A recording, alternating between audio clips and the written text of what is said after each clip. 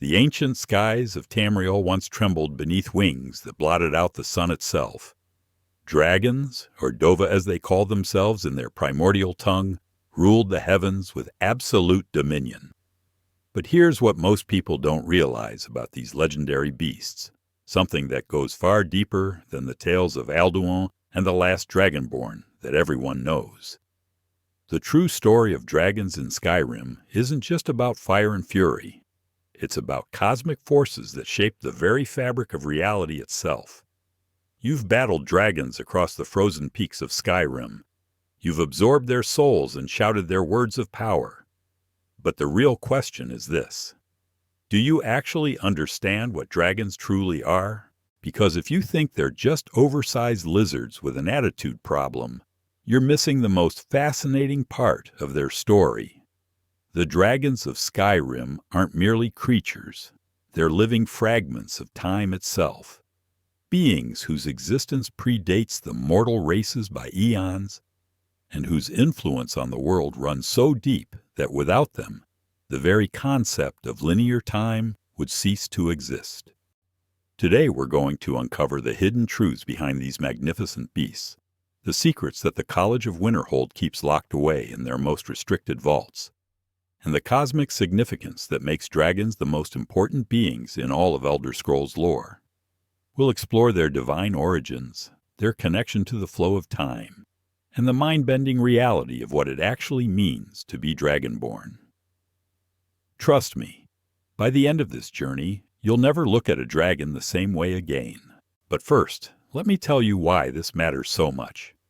I've spent years diving deep into the most obscure texts, from the writings of the ancient dragon priests to the fragmentary accounts found in Nordic burial chambers. What I discovered completely changed how I understand not just dragons, but the entire Elder Scrolls universe. The implications are staggering, and they reveal connections between dragons and the fundamental forces of creation that most players never even suspect exist. So let's start at the very beginning. Before the world was even a world, when the cosmos itself was nothing but endless possibility, dragons didn't simply appear in Mundus like other creatures. They weren't created by the Aedra during the great cosmic sacrifice that formed the mortal plane. No, dragons are something far more ancient and far more significant. They are fragments of Akatosh himself, the dragon god of time, scattered across creation when the very concept of temporal flow was first established. Think about that for a moment. Every dragon you've ever encountered isn't just a powerful beast. It's a living piece of the force that makes time itself possible. The ancient texts speak of the time dragon, Akatosh, as the first of all spirits to form when the cosmos began to take shape. But here's where it gets interesting. Akatosh didn't create dragons, he became them. When the divine being that would become known as Akatosh established the linear flow of time, pieces of his essence scattered across the newly formed reality. Each of these fragments retained the divine spark, the fundamental understanding of time's nature, and the ability to manipulate it through the Thu'um, the voice that speaks reality into new shapes. This is why dragons are immortal in a way that defies normal understanding. They don't age because they exist partially outside the normal flow of time. They don't truly die because their essence is woven into the very fabric of temporal reality. When you defeat a dragon and absorb its soul, you're not just gaining power. You're temporarily becoming a more complete fragment of the time dragon yourself. The Dragonborn isn't just someone who can speak the dragon language. They're someone whose soul resonates with the same cosmic frequency as these temporal fragments. But the dragon's relationship with time goes even deeper than this. Ancient Nordic texts, particularly those found in the ruins of Saarthal, describe dragons as the keepers of the dragon breaks, those mysterious periods when linear time fractures and multiple timelines exist simultaneously. During these reality-shattering events, dragons serve as anchors. their divine nature allowing them to maintain some semblance of temporal stability, even when the normal laws of causality collapse entirely. This explains why dragons are so obsessed with dominance and hierarchy. It's not simple pride or arrogance. It's a fundamental aspect of their nature as temporal beings. In their perception, strength and dominance determine one's position in the flow of time itself. The stronger dragon doesn't just win a battle, they assert their right to exist more completely in the timeline. This is why dragons hoard not just gold and treasure, but knowledge and power itself. They're trying to accumulate temporal weight, to become more real, more permanent fixtures in the flow of existence. The ancient dragon cult that once ruled Skyrim understood this cosmic truth. The dragon priests weren't just worshippers, they were intermediaries between the mortal realm and the temporal forces that dragons represented.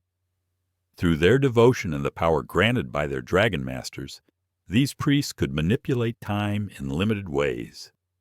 They could extend their own lives far beyond natural limits, glimpse possible futures, and even occasionally step slightly outside the normal flow of causality. Archaeological evidence from dragon burial sites reveals something truly extraordinary. The ancient Nords didn't just build simple tombs for their defeated dragon lords. They constructed elaborate temporal sanctuaries, places where the normal flow of time was carefully controlled and regulated. These sites weren't meant to imprison the dragons after death. They were designed to preserve their temporal essence, to maintain their connection to the cosmic forces they represented, even in defeat. The dragon walls found throughout Skyrim tell only part of this story. Yes, they record the words of power, the thu'um that dragons use to reshape reality through vocalization. But they also serve as temporal markers, anchor points that help maintain the stability of linear time in areas where dragon presence has been particularly strong. The ancient Nordic priests who carved these walls understood that dragons weren't just powerful creatures to be feared or worshipped. They were essential components of reality's fundamental structure. This brings us to one of the most mind-bending aspects of dragon lore. The thu'um, the voice that dragons use to breathe fire, freeze enemies, or knock opponents across the landscape, isn't just magical power. It's a form of temporal manipulation, a way of speaking changes into the timeline itself. When a dragon shouts fire into existence, they're not creating flames through magic. They're declaring to the universe that fire should exist in that space and time, and reality obeys, because the dragon's voice carries the authority of the time dragon himself. The ancient dragon language, Dovazul, reflects this cosmic significance. Every word in the language is a concept given temporal weight, an idea that exists not just as meaning, but as a force that can reshape reality. This is why learning the thu'um is so dangerous for mortals and why the graybeards spend decades mastering even simple shouts. They're not just learning to speak in an ancient language, they're learning to impose their will on the fundamental structure of existence itself. But here's where the story takes an even more fascinating turn. The dragons of Skyrim aren't just random fragments of Akatosh scattered across creation. They're organized, hierarchical, and purposeful in ways that most players never realize. The dragon hierarchy isn't just about strength or age. It's about temporal significance, about how completely each dragon embodies their role as a fragment of the time dragon. Alduin, the World Eater, represents the ultimate expression of this temporal nature. He's not just the strongest dragon or the most ancient. He's the fragment of Akatosh specifically tasked with ending the current cosmic cycle when the time comes. His role as the World Eater isn't destruction for its own sake. It's the necessary reset that allows time to begin anew, fresh, and uncorrupted by the accumulated weight of countless ages. This cosmic responsibility explains why Alduin's return is so significant and why it required the intervention of the last Dragonborn to stop him. Alduin had abandoned his role as the end of time and instead sought to dominate the current timeline, to become a permanent fixture rather than the agent of cosmic renewal he was meant to be. The Dragonborn's victory wasn't just saving the world from destruction. It was restoring the proper function of time itself. The other dragons, from the mighty Odahviing to the ancient Durnavir, each represent different aspects of this temporal hierarchy. Some are keepers of specific moments in history, others are guardians of particular timelines or possibilities. Their individual personalities and motivations reflect their roles in the cosmic order, their place in the great temporal structure that keeps reality functioning as it should. The dragon burial mounds scattered across Skyrim's landscape tell a story that goes far beyond simple graves. These aren't just resting places for defeated beasts, they're temporal anomalies, carefully constructed to maintain the delicate balance between past, present, and future. When the ancient Nords built these elaborate stone structures, they weren't simply honoring fallen enemies. They were creating prisons for fragments of time itself, ensuring that even in death, these cosmic beings couldn't disrupt the natural flow of existence. Each burial mound functions as a temporal anchor, a point where the normal rules of causality are reinforced and strengthened. The intricate stonework, the careful positioning of each burial chamber, even the specific words of power inscribed on the walls, all serve to contain and channel the temporal energies that dragons naturally emit. Without these precautions, a dragon's death would create ripples in the timeline, potentially causing reality to fracture in unpredictable ways. But here's what makes this even more incredible. The dragons knew this would happen. They willingly participated in their own temporal imprisonment because they understood their cosmic responsibility. Even in defeat, they continued to serve their function as stabilizers of time, accepting their role as eternal guardians of linear existence. This willing sacrifice explains why many dragons can be reasoned with, why some can be convinced to aid rather than destroy. They're not mindless beasts driven by instinct. They're cosmic entities with a deep understanding of their place in the greater order. The dragon priests who served these temporal lords weren't just religious fanatics worshipping powerful creatures. They were cosmic engineers, individuals who understood the fundamental relationship between dragon essence and temporal stability. Through their devotion and the rituals they performed, these priests helped maintain the delicate balance that keeps reality functioning properly. Their elaborate masks weren't just symbols of authority. They were temporal focusing devices that allowed them to perceive and manipulate the flow of time in limited ways. Consider the complexity of what the dragon priests accomplished. They created a civilization that existed partially outside normal time, where the usual rules of aging, decay, and death were suspended or dramatically altered. The ancient Nordic Empire under dragon rule wasn't just powerful, it was temporally enhanced, existing in a state where past, present, and future were more fluid and malleable than in the normal world. This temporal manipulation explains many of the mysteries surrounding ancient Nordic civilization. How did they build structures that seemed to defy the architectural knowledge of their time? How did they preserve knowledge and artifacts for thousands of years without significant degradation? How did they coordinate military campaigns across vast distances without modern communication? The answer lies in their relationship with dragons and the temporal advantages that relationship provided. The Thu'um itself becomes even more remarkable when viewed through this lens. The voice isn't just a weapon or a tool. It's a form of temporal programming, a way of encoding instructions directly into the fabric of reality. When a dragon speaks a word of power, they're not just making sounds, they're issuing commands to the universe itself, telling time and space how they should behave in that specific moment and location. This is why the Thu'um is so dangerous for mortals to learn. Every time a person uses the voice, they're essentially hacking into the fundamental code of existence, making unauthorized changes to the cosmic operating system. The Greybeards understand this danger, which is why they spend decades learning to use even simple shouts safely. They're not just mastering a technique, They're learning to interface with the most powerful force in creation without accidentally breaking reality. The way of the voice. That the Greybeards practice isn't just a philosophical approach to using the Thoum. It's a safety protocol designed to prevent temporal disasters. By limiting their use of the voice to meditation and contemplation, they ensure that their mortal understanding doesn't accidentally introduce errors into the cosmic programming that keeps time flowing properly. Their isolation atop High Hrothgar isn't just spiritual retreat. It's a quarantine measure to protect the world from the potential consequences of unrestricted Thoum usage. But the last Dragonborn represents something unprecedented in this cosmic order.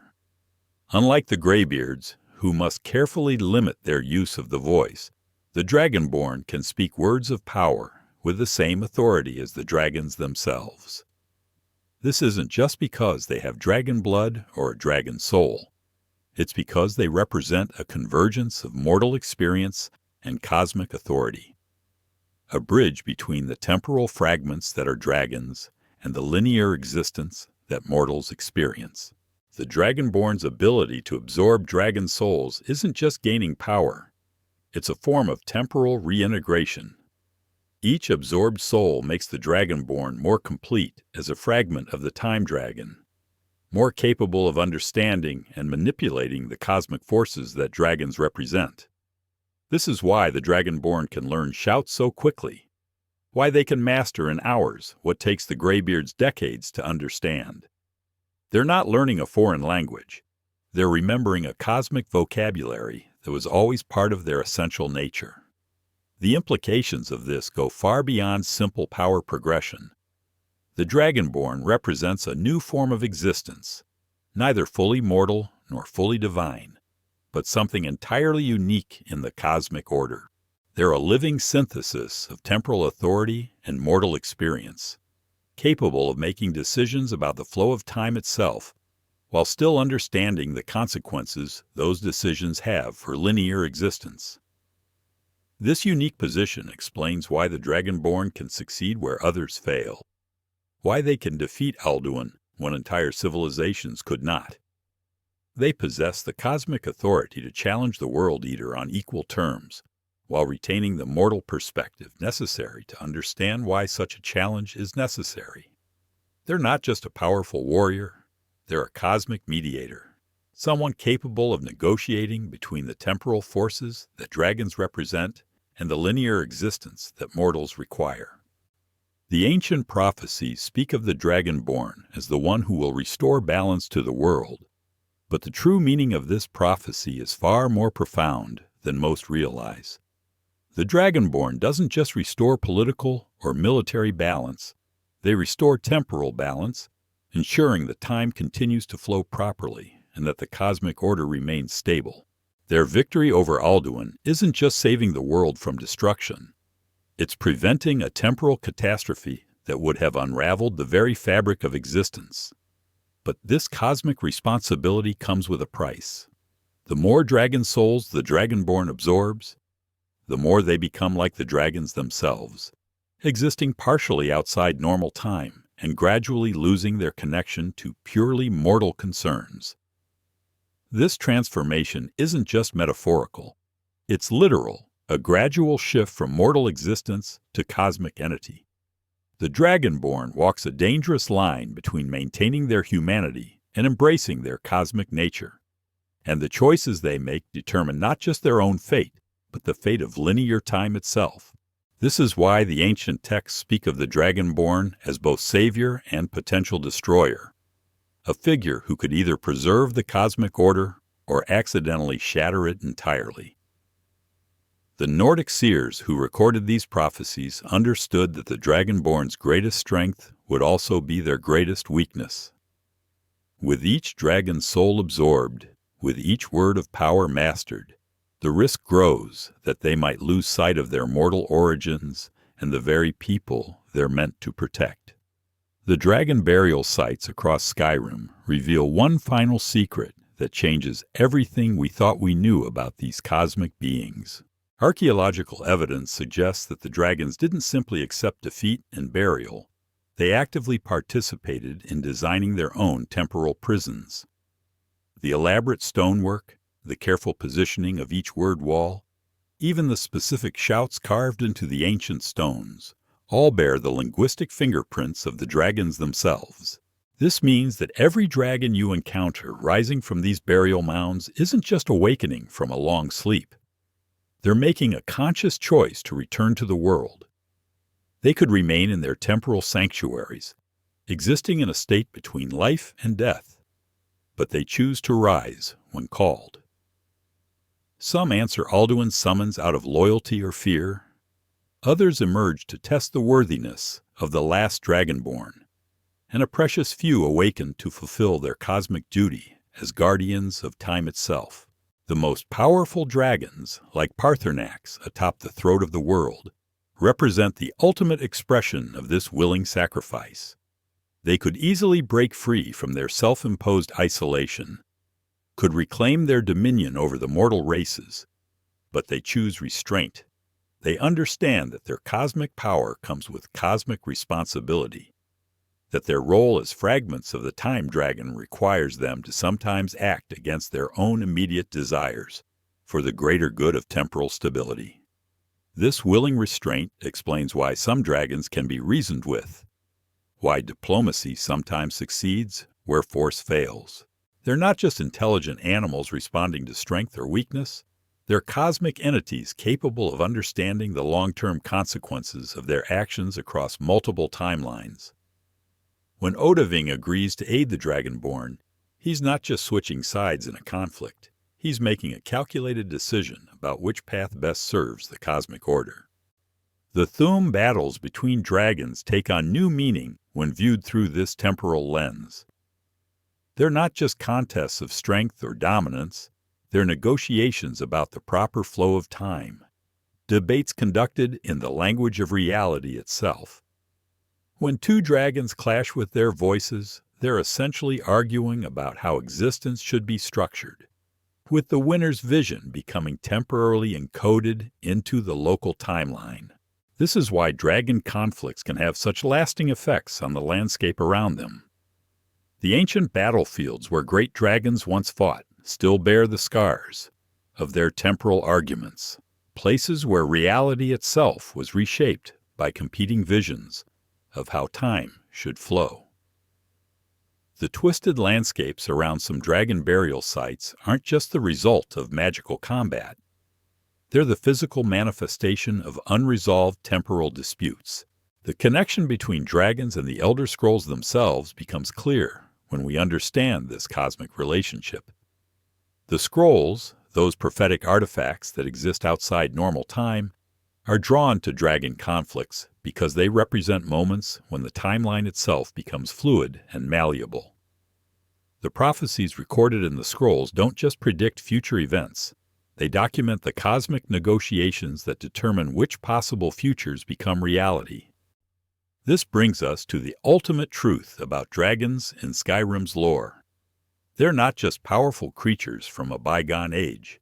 They're active participants in the ongoing creation of reality itself. Every dragon that rises from its burial mound, every word of power spoken, every Thu'um battle fought, contributes to the continuous process of temporal maintenance that keeps existence functioning properly. The ancient Nords who built their civilization around dragon worship understood this cosmic truth. They weren't just venerating powerful beings. They were participating in the fundamental process of reality maintenance. Their temples weren't just places of worship. They were temporal research facilities where priests and dragons worked together to understand and refine the mechanisms that keep time flowing smoothly. When you face a dragon in Skyrim, you're not just fighting a monster. You're engaging with a fragment of the force that makes existence possible. When you absorb its soul, you're not just gaining power. You're taking on a piece of cosmic responsibility. The Thu'um you learn isn't just a weapon. It's a tool for shaping reality itself. The dragons of Skyrim represent something far more profound than legendary beasts from ancient mythology. They're living embodiments of the cosmic forces that govern existence, fragments of divinity tasked with maintaining the delicate balance between order and chaos, between linear time and infinite possibility. Understanding their true nature transforms not just how we view these magnificent creatures, but how we understand the very foundations of reality in the Elder Scrolls universe. The next time you hear that distinctive roar echoing across the mountains, remember that you're not just hearing the call of a predator. You're hearing the voice of time itself, speaking in the language that shaped the world. The dragons of Skyrim are more than legends. They're living proof that in the Elder Scrolls universe, the line between myth and reality is written in the very fabric of existence.